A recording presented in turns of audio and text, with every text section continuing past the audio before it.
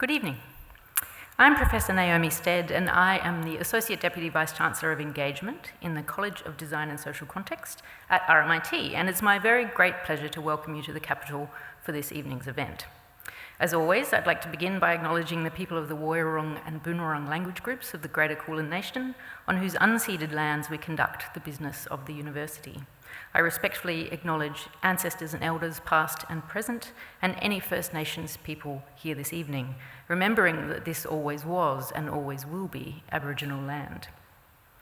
So, it's my great pleasure to introduce the first in a new flagship public talk program presented by the RMIT College of Design and Social Context, Provocations.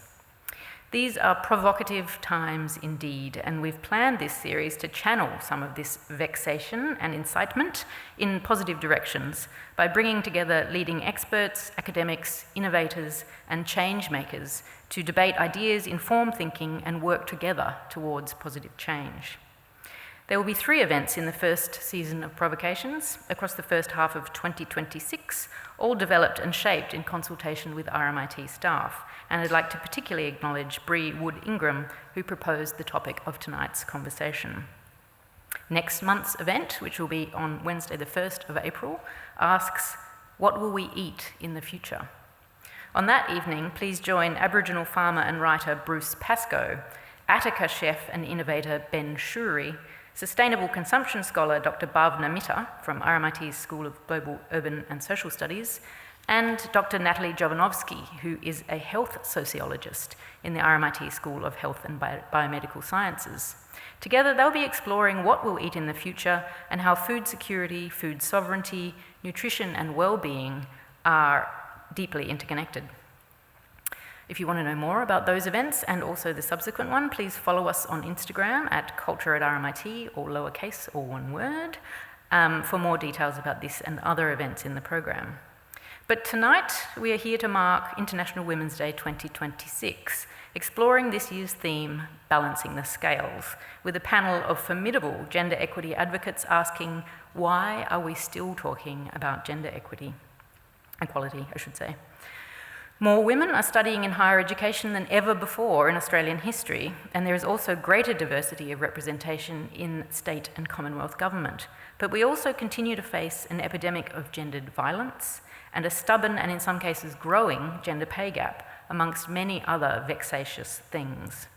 Why is that, and what can be done about it?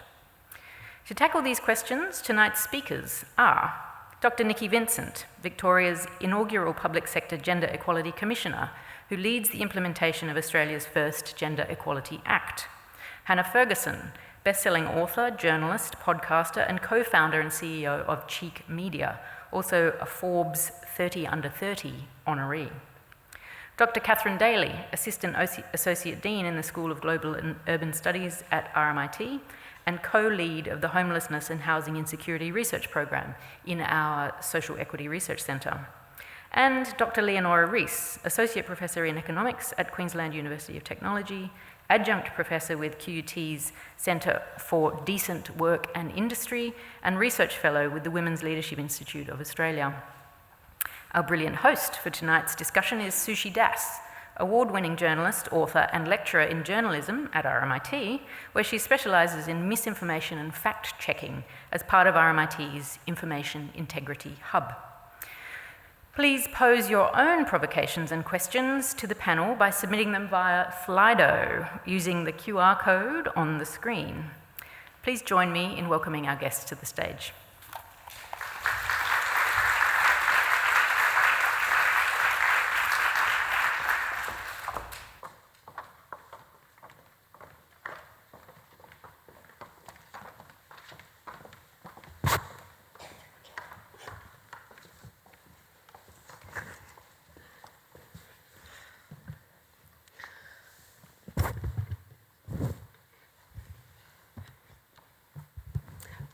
Well, hello everyone, and thank you very much for coming. It's great to see you all, as much as I can. It looks pretty good out there.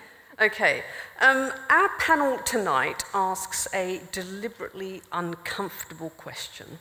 Why in 2026 are we still discussing gender equality? The language of equality is everywhere, okay? Embedded in legislation, corporate strategy, leadership programs, and public discourse. We have more data than ever, more women in leadership than ever, more policy architecture than at any other time in history. And yet, the lived experience of equality remains uneven, contested, and in some cases, fragile. So tonight is not about rehearsing familiar statistics or celebrating incremental gains.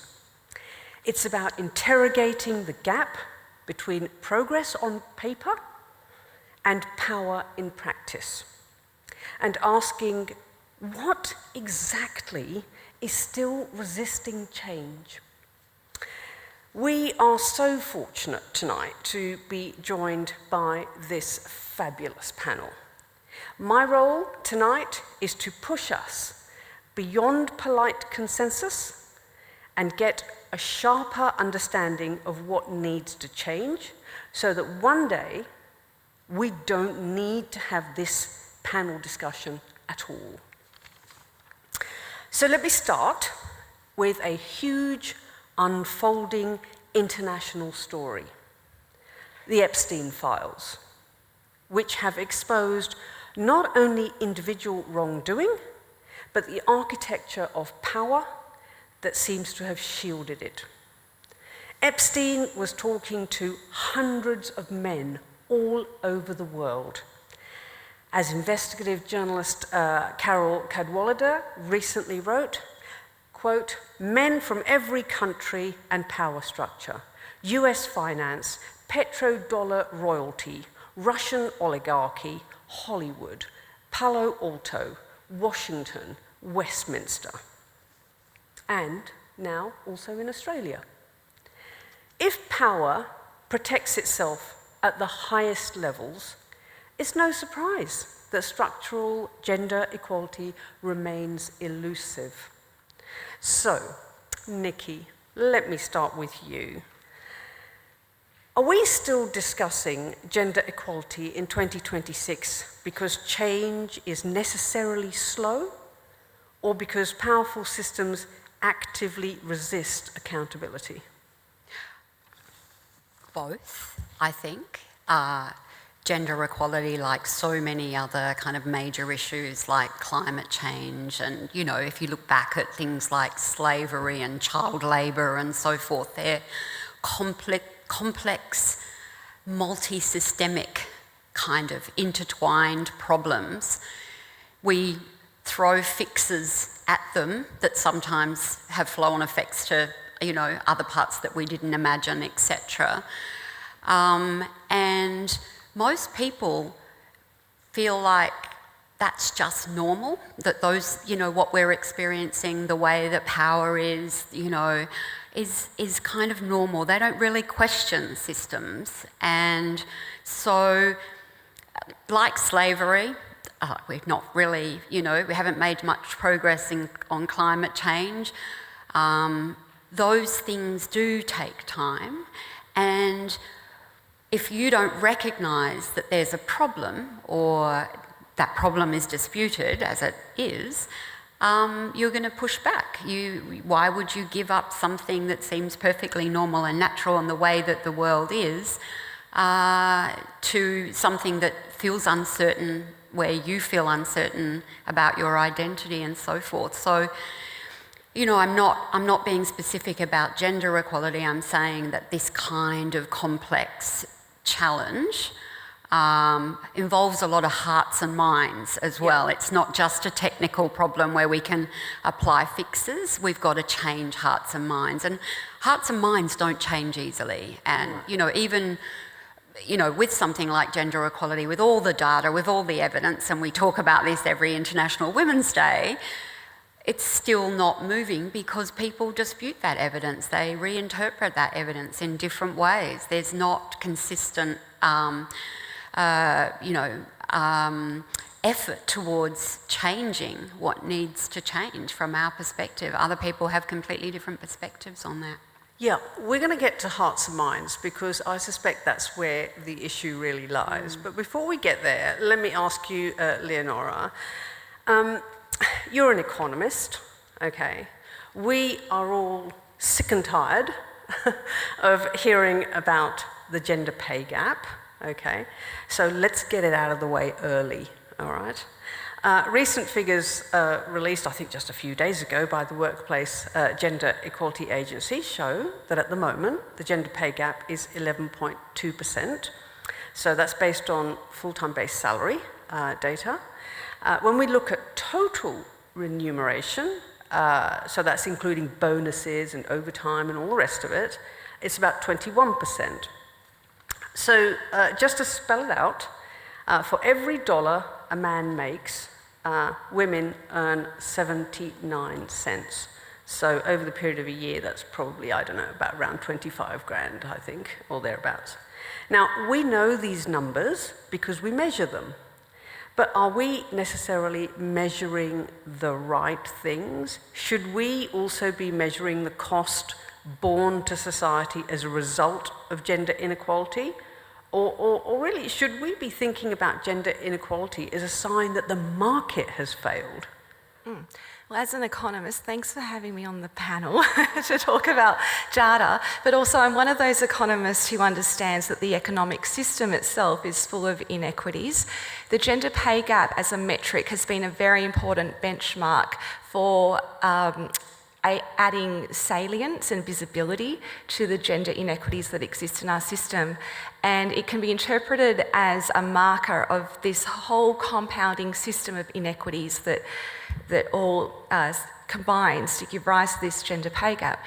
But you'll notice that policymakers, economists, do place a lot of focus on these metrics that are basically all about the paid economy and how well are women squeezing into this system, fitting into this system of the paid economy. The other popular metric that we use is the labour force participation rate, which in a positive way has been increasing for women, but what that's doing, it's measuring success in terms of how well are women moving into the paid economy, not recognising that, you know what, it's not like they were sitting around idly doing nothing. They were heavily spending their time in the unpaid part of the economy, right? So we don't even measure that in the metrics. So these measurements are a reflection of a system that is measuring women's success and empowerment in quite a narrow form and in a patriarchal structure.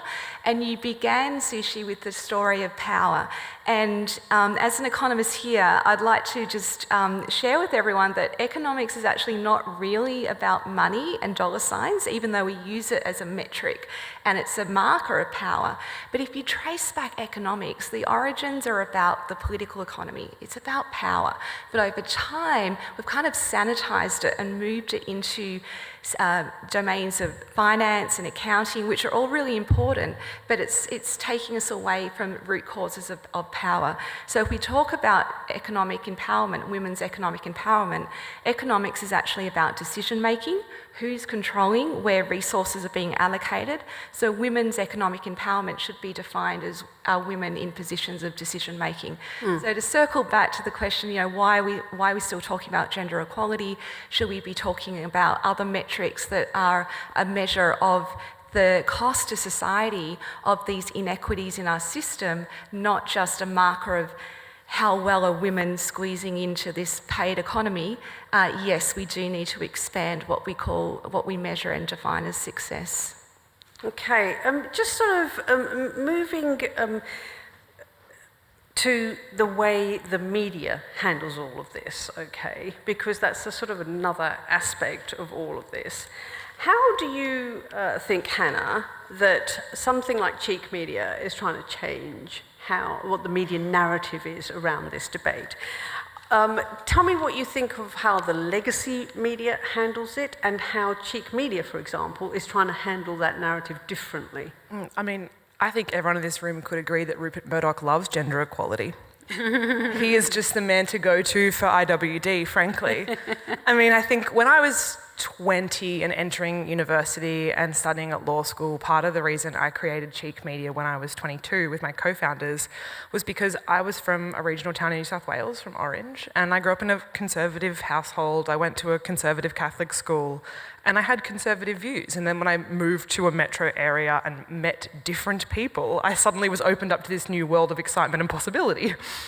And going back and speaking to my parents who had voted One Nation and the Coalition, when I was growing up, and that was a very normal thing in my household, then being presented with this alternate and understanding all of the ways that legacy media created propaganda that was consumed by my family members, I didn't blame them as individuals for having these worldviews, because when our TVs, when our newspapers, when our social media feeds are filled and defined by an agenda set by very few white older men in society who have a lot of money and an interest in protecting that, our headlines are driven through that lens.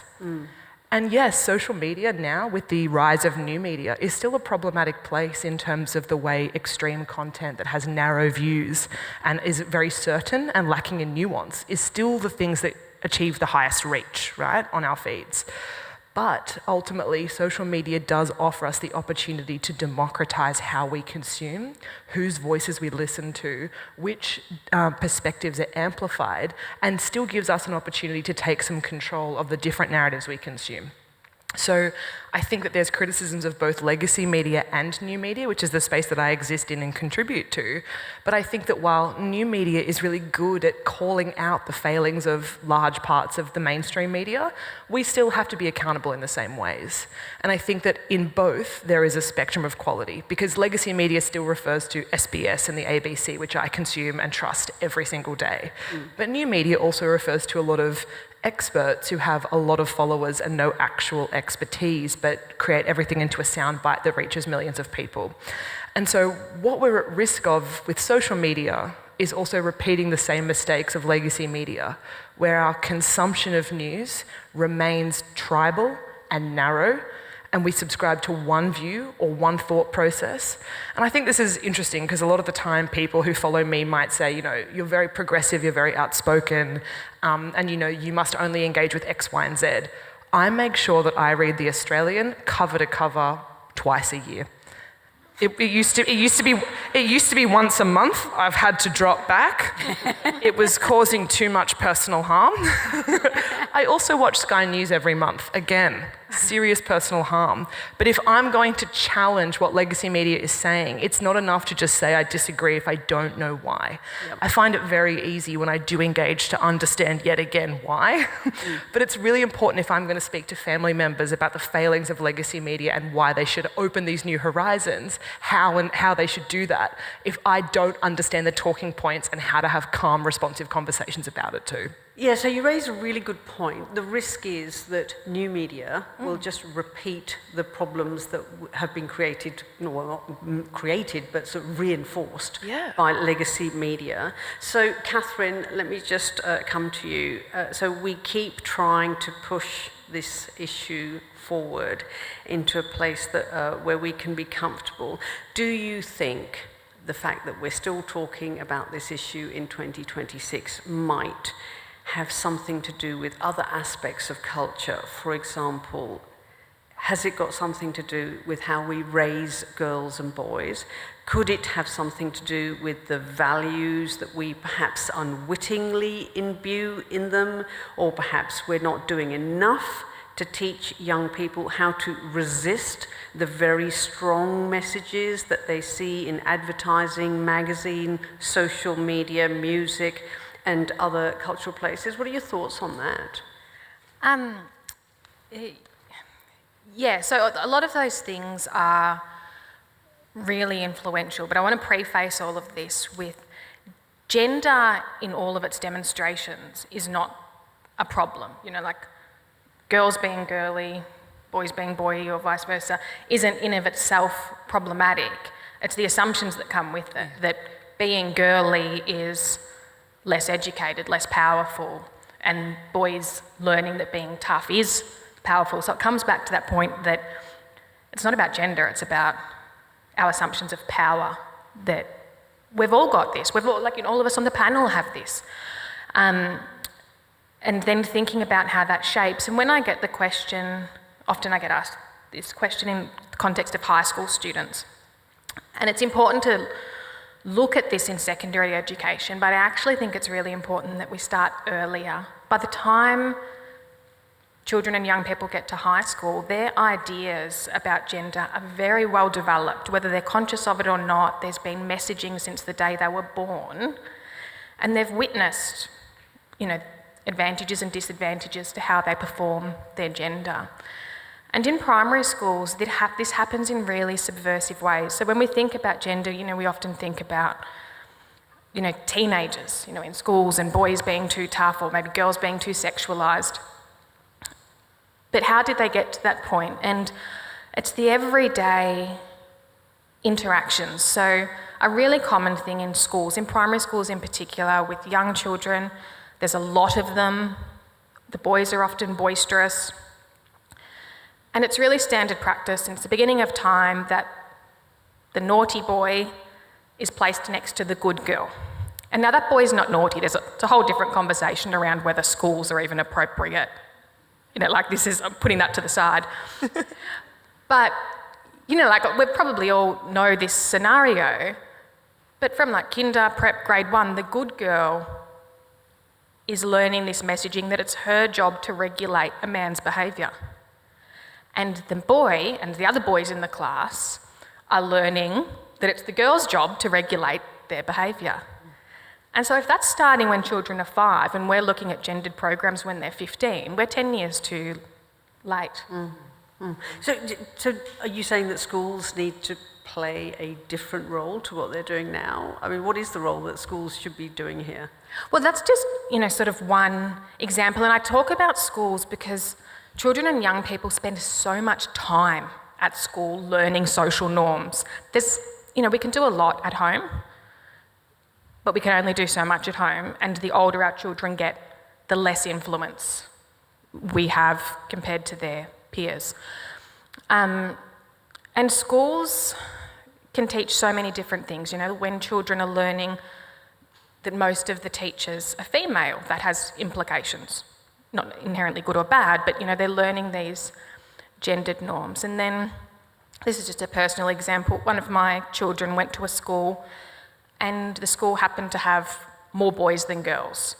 And it was just the local school, it must have just been more boys born in the area and her generation.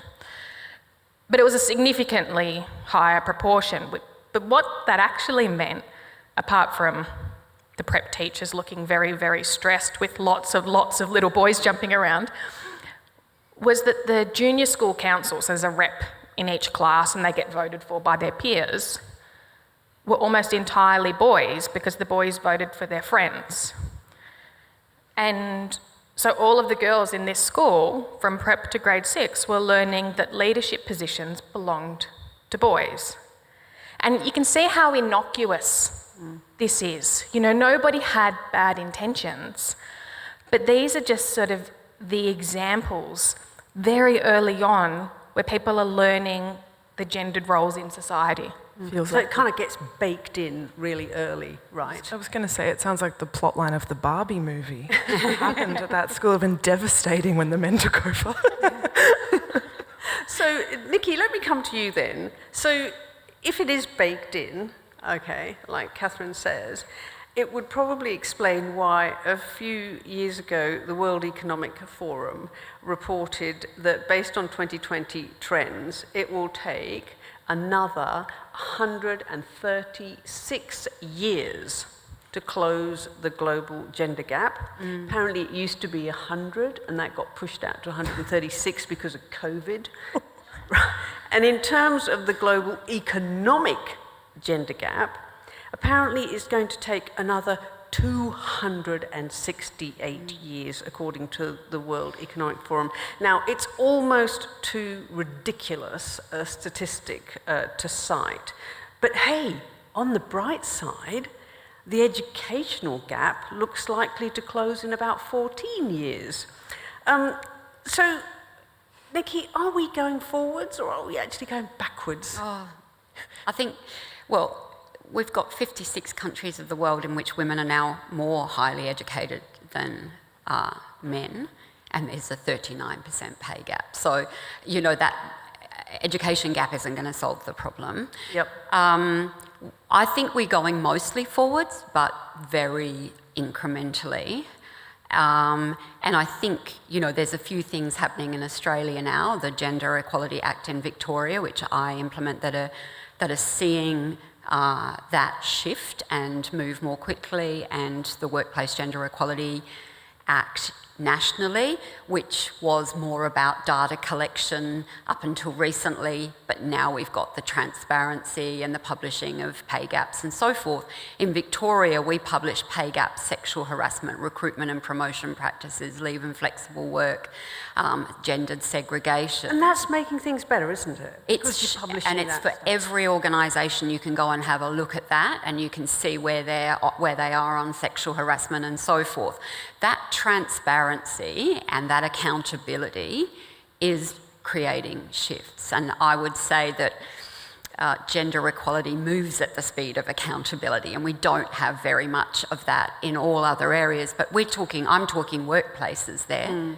And I'm talking in Victoria, public sector workplaces in the broader sense. So it includes all 9 universities, it includes all local councils and so forth. So 450,000 employees are covered by the legislation. That's about 12% of the workforce here. But it is driving real change, and the big thing that we're seeing is the obligation to put a gender lens over every public policy program or service, to think about how the things that you're doing for the public are gendered or are going to promote gender equality or not. And that's an obligation as well. So I do think that we are starting to see shifts where we do have that accountability, but that's not impacting, you know, education and the media.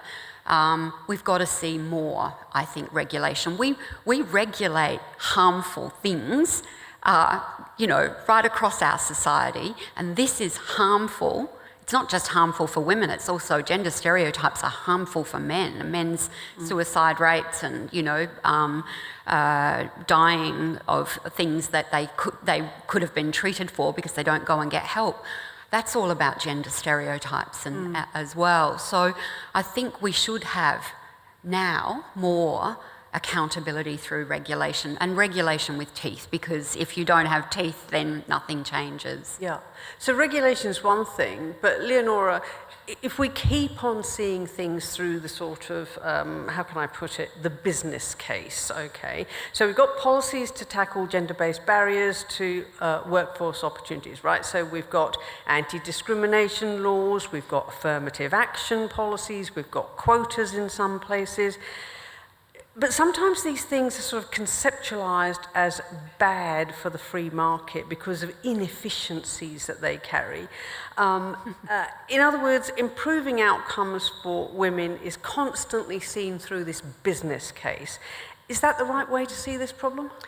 Yeah, welcome to the world of neoclassical economics, which is the free market reigns supreme. And I can tell you, as an undergrad economics student, back in my days at University of Queensland, we were taught very clearly there is a trade-off between efficiency and equity. It was baked into the way economic frameworks were constructed. And that mantra, that myth is very strong. And yet, over time, we certainly have accumulated the evidence to prove that no, it's not a trade-off, that they go hand in hand, and yet it still is a very dominant narrative that's used as an excuse or as a pushback against, or as a critique against these interventions. And you'll see political patterns in that as well. The evidence is accumulating, and it's pretty strong that when you have greater inclusion, greater equity, greater sense of psychological safety where people feel heard, valued, respected, that all feeds into a higher functioning organisation and community, so in terms of innovation, creativity, problem solving, diversity of views. So we've got that data, right? So there's something else going on where that people who are still pushing that narrative aren't aren't being persuaded by that data.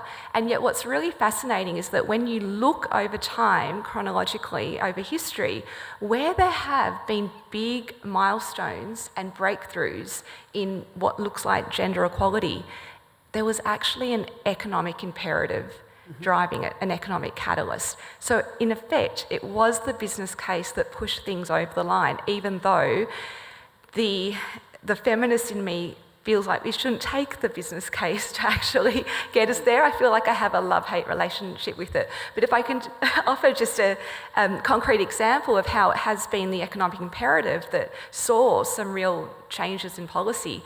Back in the 1960s, if you were a female working for the Commonwealth Public Service and you became married, you know what happened? You weren't allowed to keep your job, right? Now, they changed that law. If you look at the parliamentary Hansard, you'll realise what really got that change in legislation over the line were concerns about a shortage of nurses and teachers, and a concern that our trading partners would look disfavourably at a country like Australia if we weren't signing on to UN International Labour Organisation conventions. There was an economic imperative. And so it looks like we made great gains, but actually it was unfortunately or fortunately, the business case that was the catalyst. Same thing happened again with paid parental leave, paid maternity leave when it was first brought in. There was concern about the ageing population. You'll remember that Treasurer encouraging everyone to have one for the family, one for mum, one for dad, one for the family, you know, the baby bonus, what looks like support for women or support for families has this economic imperative underneath it. So I'm not saying it should be the case, but history is telling us that there is actually a business case that's alive and well that tells us that equality and breaking down barriers to inclusion and freedom of opportunity in the economy actually goes hand in hand with productivity and prosperity and performance. So it shuts down that myth completely. Yeah. So we have had some movement forward. We can't deny that. There has been movement forward. Hannah, at the same time as women are making these gains, there seems to be this wave of misogyny washing over everything.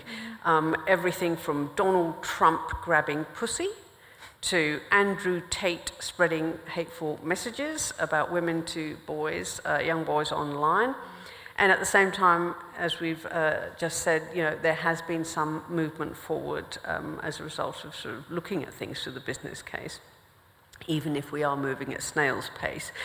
Is this misogynistic backlash evidence of progress that we're making, or is it a sign that equality gains that we have made are actually a lot more fragile than we think? I think we're having like a reckoning with the rules-based order that we believe to be upholding right now, right? And I think in some ways, like, you know, I am firmly and so vocally against people like Donald Trump, obviously. In my job every day, I just spend trying to rip him apart, basically. But at the same time, I think it's uncovered the failure of progressive parties to respond. Because I think that, you know, I was someone in the lead up to the US election who was relentlessly advocating for the Democrats because it was the better option. But on so many issues, it wasn't. And that's not to say that there's not a huge divide between what Kamala Harris offered and what Donald Trump is doing. There still is. But there were so many ways where the Progressive Party, which was just a centre-right party in the US, was failing to answer the call. And I think that in Donald Trump being elected, it spoke to the fact that the left is a very fragmented place right now that struggles to build coalition, but that the institutions in Western countries aren't actually fit for purpose because progressive parties are weak. And they allow people like Donald Trump to bulldoze populations with messages of certainty and freedom and prosperity that aren't true. But he has lied his way to the top job, and no one has really stood up to him in the US. Even now, every single day I watch the Democrats and go, do something more. And I think that in Australia, yes, it's taken an extra 18 months to see these cracks, but the surge of One Nation speaks to the failings of the Labor Party. Like, I think that that's actually the strongest message we should be taking right now, and that's a very political message. But the rise of Pauline Hanson is attributed to the failures of the Coalition and the Labour Party. And so I think that when we're talking about the rise of misogyny, I don't think it's because the gender equality movement is failing. I think there's a lot of everyday people that want a lot more, who want a lot more peace, a lowered cost of living, and just to be able to get through the day. Yeah. But instead, we're watching elites on both sides fail us. And so then we're frustrated going, okay, well, who can we blame and how can we talk about this? Actually, the people in power across the spectrum have failed us. And now it's about, okay, if we take apart this rules-based order and look at what's left, what can be rebuilt? And what does true progress look like after, I think there was a really strong feminist movement between, 2016 to 2020. And I know that probably for a lot of people in this room, International Women's Day hasn't felt good for a long time. And that these are important conversations we need to be having because it can feel increasingly tokenistic when the world around us is changing rapidly for all the wrong reasons. But this is actually an opportunity for a new vision beyond the systems that we're used to right now that have failed for a long time. Yep. Let's stay with politics then. You only have to talk to young women, because the thing is so polarised now, it's really hard to know where to go. But you only have to talk to young women to know that many of them feel that men don't meet their standards in terms of financial and educational levels. To the men in the room, thank you for being here. Yeah. We appreciate you. We're not talking about you. Sorry about that. There's also this perceived widening gap in emotional maturity. And in some cases, unrealistic expectations fostered by social media, pornography, and now there's this huge gap between young men and women politically as well. How do you think all that feeds into the gender equality debate? Oh, it's so at the heart, because when we talk about gender equality, and on this panel, it's been so good to hear from so many experts in particular areas of policy about this systemic issues that we're facing. But it's really hard to talk about that without also talking about the day-to-day interactions we have when we go on a first date with a man who loves Joe Rogan, right? And you're like, that's a very real representation of patriarchy in my day. There's the gender pay gap, yes, but there's also going to the doctor and being told your pain doesn't mean anything. There's this spectrum of impact of gender inequality all the time. And I actually think the emotional gap between men and women is just one of the most relentless, confronting everyday gaps. And I think that Annabelle Crabb wrote this amazing book called The Wife Drought. If you haven't read it, I'd highly recommend reading it. But one of the best quotes from that, and I don't think it's her original quote, but it's one of the things she points to in the book, is this idea that, one of the biggest failings in gender equality was that we got women into the workforce without getting men out of it. Speaking to the fact that, we just made women do everything. We didn't actually focus on making paid parental leave something that was culturally acceptable and, something that was supported and prioritised for men. And what we're doing by just forcing women into the workforce is then branding feminism and gender equality as having it all, which I know we'll get to as well. I'm sure having it all never misses a conversation like this, and can women have it all? But this argument that women have to have it all and suffer and be miserable in the pursuit of that, while men are allowed to just stagnate, and that's fine. And actually, I think it's harming men, that fact too. I think that patriarchy is harmful to men, and actually we need to culturally encourage men and bring them into this conversation, because if we want to move forward at a certain point, we need to also be so innovative to sell them on these ideas. And yes, that sucks what I've just said, that women have to sell men on ideas of equality. But right now, it's not working. And it's not our responsibility to educate or to bring in. But in order to kind of alleviate us all from this system, we do need to have an honest conversation about that emotional divide actually being caused by the way patriarchy harms men too. Yeah. Leonora, you have in your academic research talked about the fact that rhetoric matters, okay? So how we talk about things matter. So we hear talk about how we can improve economic growth and get gender dividends by unlocking the labour contributions of women, which sort of doesn't really address who was locking them up in the first place. But we don't really hear similar messages about unlocking men's potential to care for children. And instead, we put the emphasis on appealing to men's desire to spend more time with kids. Tell me your thoughts on the way we talk about the problem. Is the way we talk about the problem actually part of the problem? Yes, thank you for quoting that piece, because I think that's one of my paragraphs I'm most proud of writing, just highlighting the language we use. So how many of you have heard the language or the terminology, we have to unlock women's potential to participate in the workforce, unleash, untap? It's like they're a deposit underground and we need to dig it up. And the question is, like, who locked them up in the first place? So the passive voice is really important there, because it's the system, the patriarchal system, that denied them this freedom, this opportunity, or this recognition of their worth and their value and their status. So there's a lot going on in, simple words that we toss around to talk about, unleashing women's economic potential is going to drive up GDP, this sacred cow of the economy.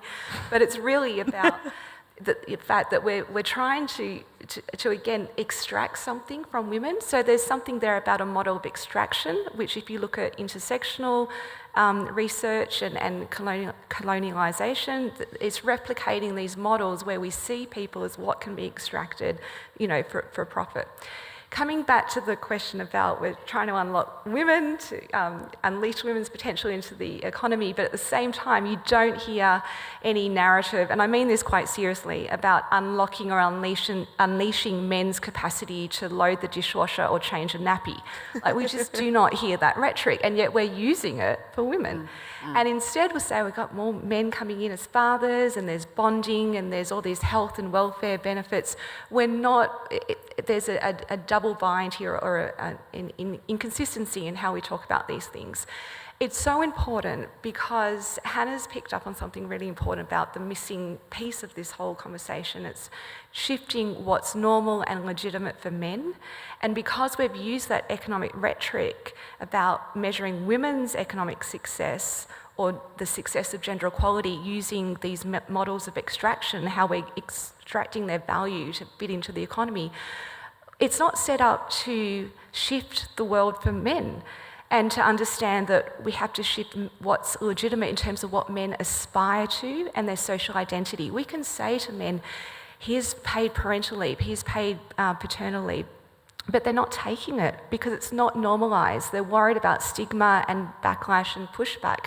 And unless we have that shared caregiving at home in the domestic space, there's no way we can achieve it in the paid economy. And so we have these classifications of gender, these models, these templates of gender, which are very, very much defined along the binary. So you've got a whole issue there about where people identify beyond the binary, not fitting into those classifications of what society expects.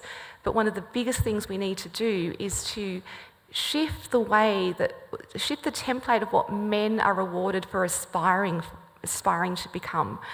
And so they see success and fulfilment in terms that go beyond the narrow definition at the moment, which is defined as being the breadwinner, the provider, the one in control, the one in decision making. A lot of men express that they don't necessarily want to aspire to that, but they're concerned about being judged for that. There's one thing we have to take away from this. This conversation, this whole gender equality quest and pursuit is not here to critique or to judge men. It's to understand them, to understand the pressures they're facing and how the patriarchal structures are oppressive to men as well. We haven't done enough of that. Thank you. You mentioned intersectionality there, and I'd like to go to Kathryn about that. Gender inequality is not experienced uniformly. It's shaped by these overlapping factors like race and disability and class and sexual orientation. That means effective policies to achieve gender equality have to move away from this sort of universal experience of gender inequality. And instead, I guess we have to use, I don't know, disaggregated data to make sure these programs are sort of targeted to the specific needs of diverse groups. That all sounds great in theory, right? But are we actually doing that? Are we actually collecting the data that is appropriate to... I never thought I'd be at a public event where I'd be asked about disaggregated data. But it's an excellent question. And the answer is yes and no. In a lot of ways, so let me step back a bit. So when we talk about disaggregated data, we're looking at groups within groups. So, you know, a lot of our national policies, social policies, economic policies will be made through ABS data, AIHW data, you know, population data sets, and that will often be split by gender and then maybe by age or postcode. But it can't get into really granular things, you know, like the assumption that every woman between 15 and 24 across Australia has a similar experience. So this is where large data sets can get tricky for minority groups, and minority in power, not just in number. And in a lot of ways, we do collect this data. A lot of systems collect this in minimum data sets, but it's not analysed or used for policy making. And so let me give an example. I've done a lot of work in corrections, you know, women, particularly women in the corrections system. And what is interesting about that is women are a very small percentage of people in the corrections system. And so as a consequence, the corrections system and the mental health system and the drug and alcohol system, they're all largely designed for men because that was the original patient client and is the vast majority of them. Corrections is a good example because in Victoria, there's essentially one women's prison. There's a low security prison for people that are moving out, but for all intents and purposes, there's one prison, and that prison is the remand centre, it's the minimum security prison, it's the maximum security prison, and it's the medium security prison. And no prison can meet the needs of this. And when people are on remand, they haven't been sentenced, they are meant to be kept separate. So men have a remand centre and they've got maximum security, and if there's somebody else in the prison that might cause a threat to them, they get placed in separate prisons. You know, there's lots of consideration, and then there's transition centres for people when they go out. None of that exists for women. And the reason women are in prison is also very different to men. You know, so even the serious offenders, which are a very small minority, so say you go to the most acute case, murder. It's never random murder. You know, and I sit with these women, very often they've murdered their husband. And the circumstances that came to that was a failure of every other system. You know, it wasn't this random murdering their husband, but a lot of it is women are taking the fall for sons or husbands gambling, or they're victims of domestic violence and there's been a wrongful identification. But we don't know any of this. The data's not available. We don't even know how many women in prison have children. So it sounds like there's a fair amount of work still to be done in that area. Now, that's a very serious subject, and I'd like to go to what I call my lightning questions, okay? So we're going to go from these very serious topics to something maybe a little bit lighter to end the evening on. Or rather before we go to questions. So I've got a question that I want to put to all of you, and it's the same question. So let's kick off with our first lightning question, maybe sort of short, succinct answers for these. Okay, Leonora, let's start with you.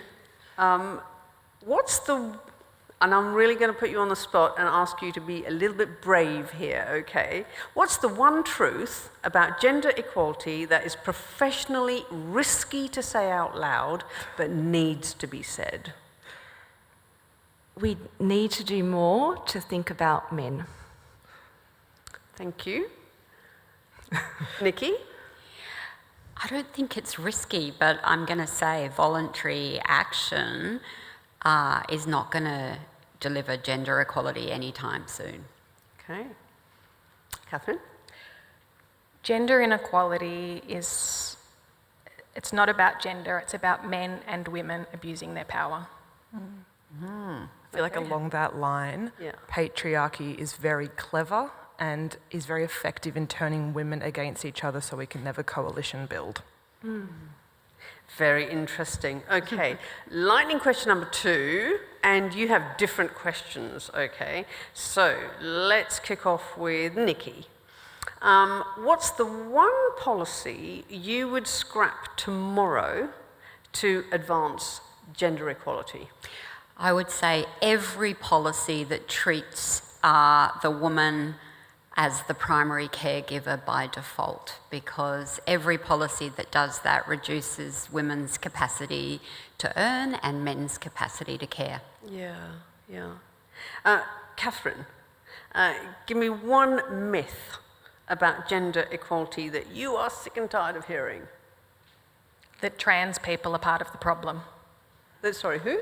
That transgender people are part of the problem. Yeah, okay. That's really interesting. Leonora, your question. Give us one indicator that you would add to national reporting that would advance gender equality. Yeah, this is the geeky question. Sorry, You are an economist. So there's something that constitutes the equivalent of 1/3 of the economy, and it's not officially and systematically collected. It's unpaid work and care. Right. Yep. Okay. Hannah, give me one headline you would like to read in 2027.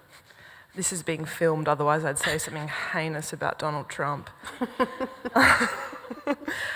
I don't think it's what I would like to read. I think the actual pragmatic what can happen in the next year is that I want to see less headlines that obscure the responsibility of men, and I want to see more headlines that actually platform the role and importance of women. I think there's general reporting guidelines that can be improved in every single headline.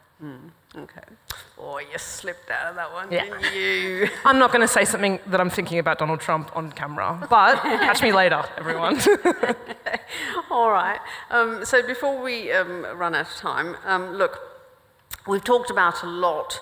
We've covered many areas, even though I've got 11 billion questions I would still like to ask you. But tonight's goal has not been comfort, but a little bit of clarity, or as much as we can achieve that.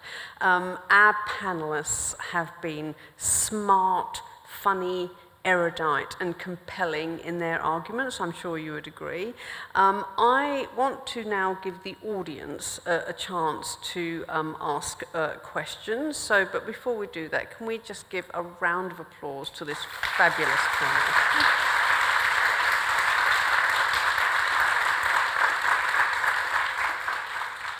All right, so conveniently, I have the questions in front of me right here. So let's go to the first question from the audience. If the system continues to reward domination as a leadership trait, are we trying to achieve gender equality inside rules that were never designed to produce it? Who would like to answer that? I think my sort of visceral response to that is, I think that right now it feels like we're rewarding domination, but I also think that actually a lot of people, a lot of voters reward certainty and reward easy blame. I actually don't think it's as much about domination as we think it is. Yeah.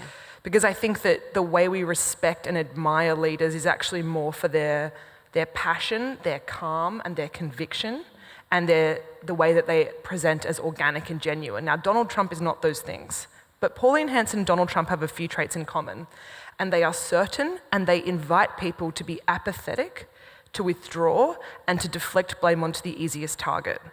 And I actually think that we in Australia are sitting here, and I think a lot of people in this room would be feeling kind of deflated about the state of the world. I know I am. But the thing that does keep me sane in all of this is Donald Trump is polling really poorly. We've got to remember that even as he, seems to kind of bulldoze his way through this term and break every constitutional rule and to sort of eliminate the separation of powers, and that's terrifying, he also is disrupting his own base because he's going against the principles he promised. He ran on releasing the Epstein files and then did everything in his power to avoid it. He also committed to not starting new wars, and he has relentlessly done so. And I do think those things, even though he presents as dominant, it's actually just certainty and laziness in that consistent deflection to blaming minority groups that has found him a lot of success in short-form media, but ultimately isn't actually reflected in his polling numbers right now, which is a slightly hopeful note, hopefully, for everyone. We've got an interesting question here on the issue of education that we were discussing. Why isn't there global outrage at 150 girls being murdered at a school in Iran 5 days ago? The audience member is keen to hear the panel's thoughts on this one. Kathryn, would you like to take that? Yeah, simply is because people don't care, but I'm not saying that in that people don't care. There is some of that, but I don't think that's the bulk sentiment. I mean, the media's the media. They don't report on people of colour in a, compassionate, legitimate sort of way. But I think the last couple of years, or maybe even longer, the volume of devastation that people are seeing daily in the places that they used to go to switch off, so the social media feed. Historically we got our news on the nightly news and you could opt in or opt out, and in the past wars were covered it was contained, and now it's covered in much greater detail, which is good. It's important that these are covered, but there's good people who do care, don't know what to do and are struggling to cope with that. I don't know what to do. I'm a white woman sitting on a stage in Melbourne, horrified, and I can't do anything. So I think that if people appear to be doing less, it's almost like a psychological mechanism where they're containing it, which probably isn't good, holding those emotions in. But for the most part, I think that most people do care. I mean, you look at in Melbourne, people take to the streets for these sorts of issues all of the time, but there is this futility. Hannah, do you think it's the way on this issue, something about media and the way the media is representing it, is that got anything to do with this? Well, I think speaking to what you were saying about, this idea of like the flooding the zone with, devastation, distraction, like you can't keep up with the news and it's outside of your sphere of influence, so what is it that you do? But I also think we've got to remember, again, it comes back to that invitation for apathy. Our politicians want us to look away, so they will do everything in their power to distract us and to make noise elsewhere. But it's also something we need to remind ourselves of that, for a long, long time, women have been really disempowered politically.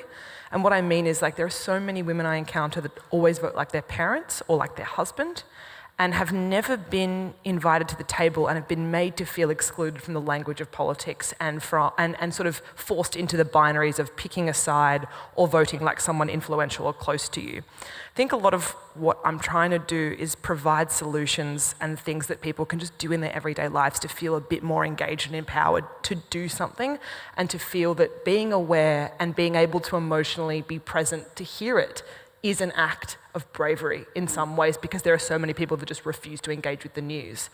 But I'd also say that as much as it can feel like we're in a world that's completely desensitized, we do need to remember that what people post on social media is not the reflection of how they're feeling as well. That a lot of people that don't share something to their story or don't, like something or send something on, it doesn't mean that they don't care. Yes, there are a lot of people that don't care. But I'd also invite us to always look outside of, okay, someone turning up to a community event on a Saturday and volunteering with locals is a powerful act of advocacy and altruism in some ways too.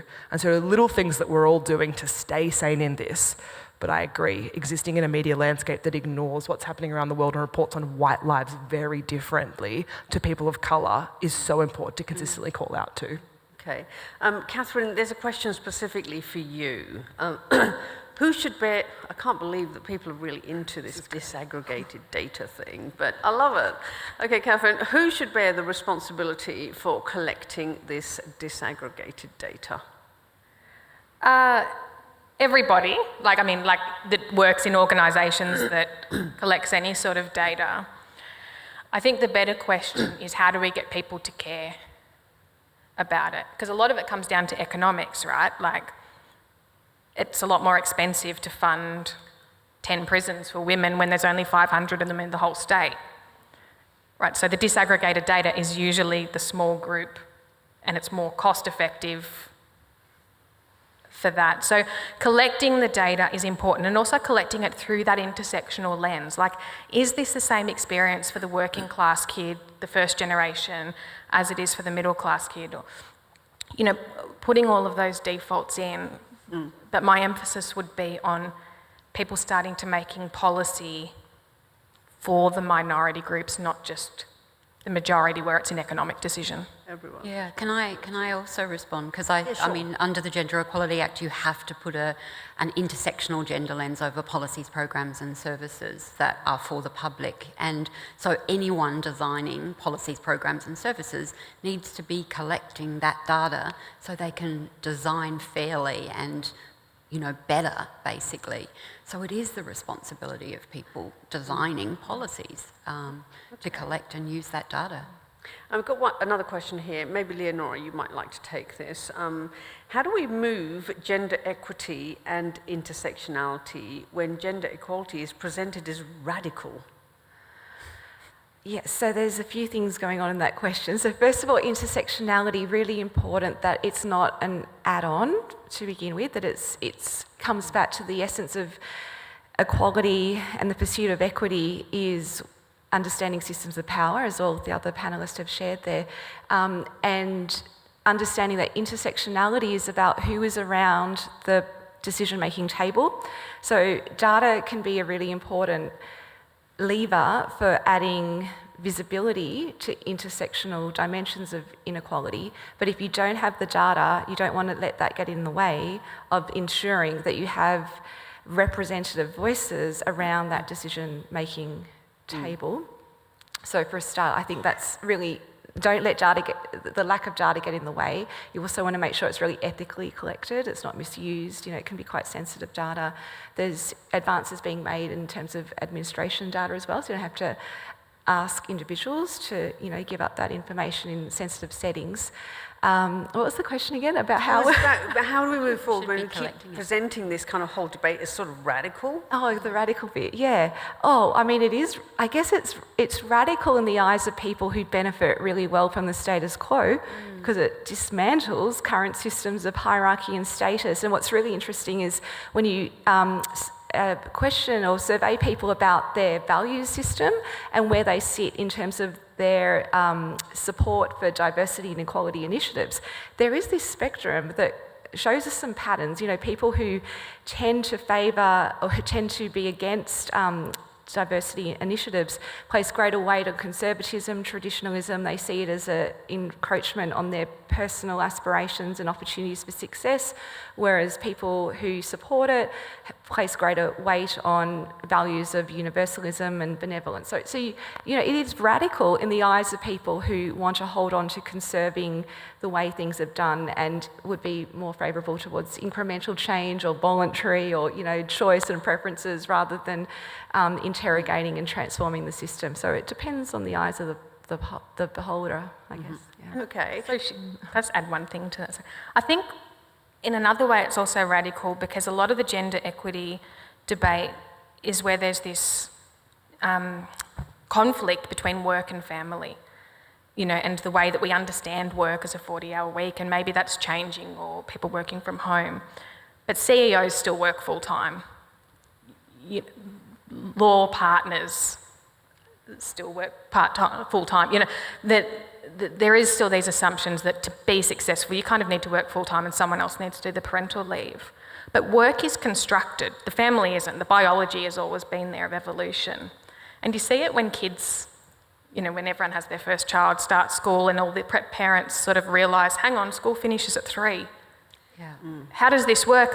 And there's tens of thousands of prep parents every year reckoning with, work doesn't fit with childcare. Yeah. And I remember it happening, thinking, How did this happen? there's 10,000 educated people every year going, I did that. why don't we not just changing work? Yeah.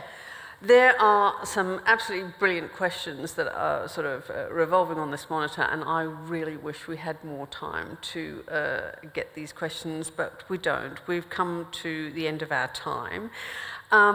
So let me just remind you, firstly, that Hannah Ferguson will be signing copies of her books in the foyer, so please do have a chat and get your copies signed.